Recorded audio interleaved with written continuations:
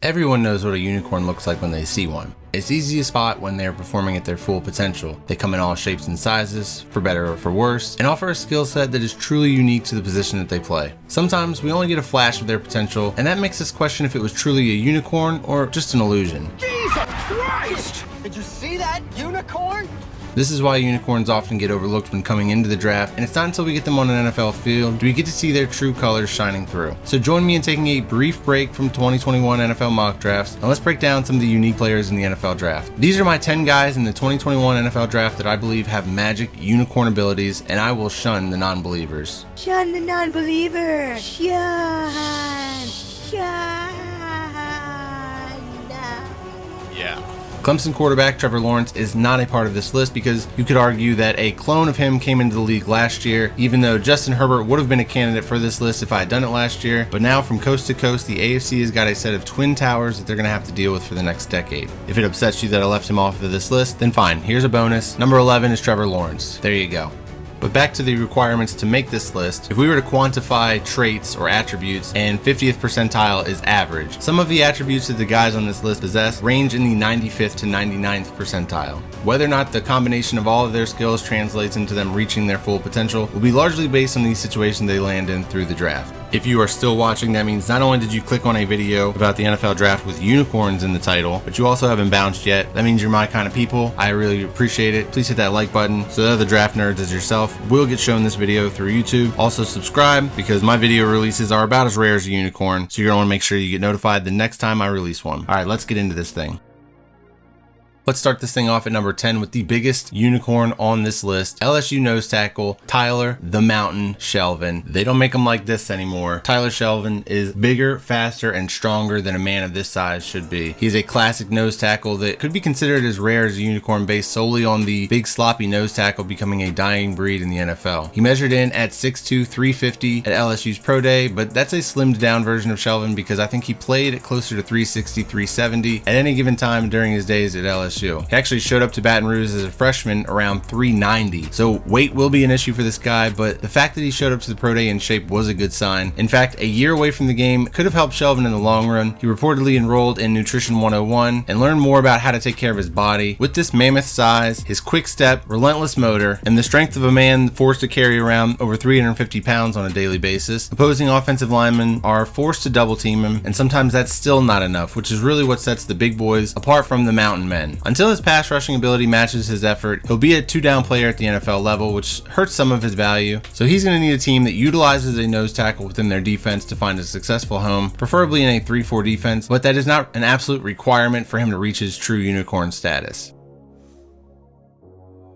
At number 9, we have got Florida State wide receiver Scary Terry. This guy's got all the talent in the world. Because of a weak passing game at FSU, we never really got to see the governor come off of this deep threat, and an injury limited him to only 5 games in 2020. So if you see him wearing that number 5 jersey, that's not him, that's an imposter. He was reportedly also up to 222 pounds going into that season. Maybe he was trying to emulate DK Metcalf build, but that's just not him, so it's good to see him back down to the 207 that he weighed in at the Pro Day. I think that his 2019 season is what he should be graded from. He caught 60 passes for almost 1,200 yards and 9 touchdowns that year. James Blackman and Alex Hornibrook were the quarterbacks for FSU that year, and they combined for only 24 touchdowns and 3,300 passing yards all season long. So do the math. Terry contributed more than a third of the quarterback production that season, and the next leading wide receiver on their team only went for 36 catches, 355 yards, and 3 touchdowns. Tamorrion Terry holds an FSU record with 5 touchdowns of 70 plus yards, and he does it multiple ways. Well, 2 ways actually. He either gets behind the defense with his insane deep vertical speed, or the ball is schemed to his hands with a click slant, screen, bubbles, drags, and then he just takes it the distance after the catch. That's it. His route tree is super limited, but he's working on it, okay? Considering the home field advantages that have been taking place at these pro days, I was actually surprised when he only ran a 4.4 at the FSU pro day, but at times he does show up faster than that on the field. And I was hoping he'd actually measure out to be about 6'4", but that arm span is up there with some of the longest in the league. The ceiling on this guy is Randy Moss, maybe without the actual mossing because that vertical jump ain't gonna get it done, but the ability to torch a defensive back even when they know he's about to run a 9 route is definitely there for Terry. However, due to an issue dropping the ball, his floor is Marquez Valdez-Scantling.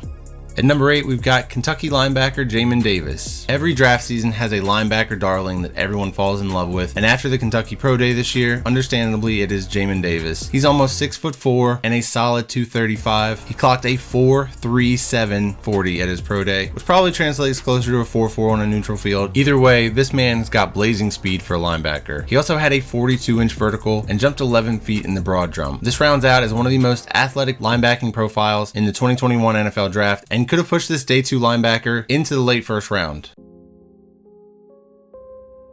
As a resident of the Charlottesville area, I consider it my responsibility to fill you in on the Virginia Cavaliers that I've seen live on multiple occasions because these guys don't get much national recognition. Last year, it was Joe Reed who ended up going in the 5th round to the Chargers. He was mainly a return specialist in his rookie season, but there's still a bright future with him, especially with Justin Herbert as his quarterback. So at number 7, I've got number 11, Charles Snowden. When I saw this guy towering over others as a freshman, I got serious Anthony Barr vibes. Anthony Barr is 6'4", 6'5", and Snowden is actually 6'7", which is pretty rare size for a linebacker. His long frame allows him to make tackles that he has no business making. Just when you think he's taking a bad angle or over pursued, he stretches out his go-go gadget arms and pulls down a running back in the backfield. He weighs 245 pounds, but his weight is distributed on a long frame, so he might need to put on some weight if he's going to be rushing the passer on the reg at the NFL level, but only if he's able to retain that quickness and agility. I actually think that slender frame of him has contributed to some of his success because it just seems like he's able to slip by blockers, but offensive linemen in the NFL are going to be much stronger at the point of attack and won't let him just slip by all the time. And for such a big guy, an easy way to knock him is saying that he's terrible in coverage, but he's actually not terrible. In fact, I've seen him make an interception while playing in zone coverage where the receiver looked open, but once he stretched out his long arms, the passing lane closed and he was able to make the interception. He also got another pick off of a deflection, which is something that I expect him to really excel at the NFL level. UVA is one of the few college programs that runs a classic 3-4 defense, which is an ideal scheme for Snowden. But I felt the same way about Anthony Barr when he came out of UCLA and a 4-3 team took him and forced him to play somewhat out of position. It worked for a while, but hopefully Charles Snowden's true talents aren't wasted playing out of scheme. But with quarterbacks getting faster and more mobile every year,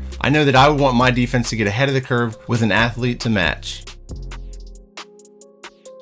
At number 6, I've got Georgia cornerback Tyson Campbell. During his time at Georgia, he was the little brother to Eric Stokes. It seemed like we were always waiting for Campbell to overtake Stokes, but never seemed to really reach his full potential there. But you could say that's the Georgia football program in a nutshell, right? Tyson Campbell is a freak athlete with his size, his foot speed. When creating a man-to-man cornerback in a football lab, Tyson Campbell would come out as the prototype. Now, the stigma with man-to-man cornerbacks is that they typically like to make business decisions when it comes to tackling, but Campbell breaks that stereotype and tackles better than some safeties do. The fact that Tyson Campbell played little brother to Eric Stokes so much at Georgia, yet Campbell is rated higher on many draft boards, is a testament to the projection of what the player that Tyson Campbell could become. Even though Eric Stokes arguably physically tested as well as Tyson Campbell did, you can just tell when looking at these guys that one of them is naturally built for the position and he can move and turn his hips like some of the greatest to ever do it. At number 5, we've got Oregon offensive tackle Penei Sewell. At 19 years old, Sewell was already 6'5", 330 pounds, and could move like a dancing bear. Now it's been a year since people saw this bear maul somebody in a live football game, and they act like they forgot about Penei. Let me remind you that this is in fact a generational offensive lineman. Don't let the dust on this film fool you. The only thing that could possibly stop Kyle Pitts from being the first non-quarterback off the board in the 2021 NFL Draft would be a team seeing what I see in Penei Sewell. Yeah, sure, off the field he's a nice guy, and 330 to maintain that mauling size and stature. Remember I mentioned Snowden as a defensive weapon for the future. Well, number 4 on this list is my final defender and will bring a similar versatility to a defense as we progress further into these spread concepts that are invading the NFL. Snowden was a weapon for the front 7, and so Hamza Nasruddin is built for the future as a safety linebacking hybrid. At 6'3", he's got the length to compete with the big wide receivers and tight ends that we see more and more of every year, and he weighed in at 215 at the pro day, but I think that he plays at around 220, 225. That should give him the size and the durability to play close to the line of scrimmage and stop the run as a box safety. He tore his ACL in 2019, limiting him to only a few games this season, but someone is going to get a steal because they dusted off that 2019 film. Also, word on these ACC streets is that he's a really good dude and an excellent leader in the locker room. At number 3, I've got Ohio State quarterback Justin Fields. And let me just say this, Kyle Shanahan and Justin Fields are going to be simultaneously laughing at some of y'all while dunking on the NFL at the same time. Since his freshman year at Georgia, Justin Fields has got to be one of the most disrespected players that I've ever seen come through the NFL draft process. Not by you and me, the fans, but by the sports media allowing this Mac Jones narrative to continue on. Maybe it's the 49ers pushing this along, making sure that the Jets don't fall in love with him and take him over Zach Wilson. Or maybe it is the media pulling the strings here all along, and this is what happens when we allow former players to become members of the media. Everything's all about clicks these days, and I don't know if they're hoping to rebound after the draft with shock and awe when Justin Fields is actually the pick at number 3, but it's kind of pathetic, and they should be and probably will be pretty embarrassed. In 9 years out of 10, Justin Fields is the number 1 overall pick when there's not a Trevor Lawrence. I know what you're thinking, well, he's not even going to be the number 2 pick this year, and that's because the Jets are just unicorn ability that Justin Fields has got. I mean, the guy ran a 4.4 in the 40 at quarterback. It's not something we see very often. Cam Newton is the epitome of an NFL unicorn at quarterback. I think we can all agree on that, right? Well, Justin Fields is Cam Newton with better mechanics and way more accuracy. He's not as flamboyant as Cam, but I'm sure that the Karens in the stands will still find a reason to say he's a bad influence on the kids. And honestly, anyone propping up the canned negative narrative surrounding Justin Fields might be a low-key racist. The whole can't read a defense, doesn't love the game. Shameful, man. The worst part is now I have to hate on Mac Jones, who is a decent quarterback prospect, just to even things out. So here it goes. If there was an anti-unicorn top 10 list, Mac Jones might be number 1 because he's about as copy-paste as you can get for these productive Power 5 quarterbacks. Remember, Hugh Jackson from the Browns wanted to trade for AJ McCarron. That's the kind of company you Mac Jones stands are in.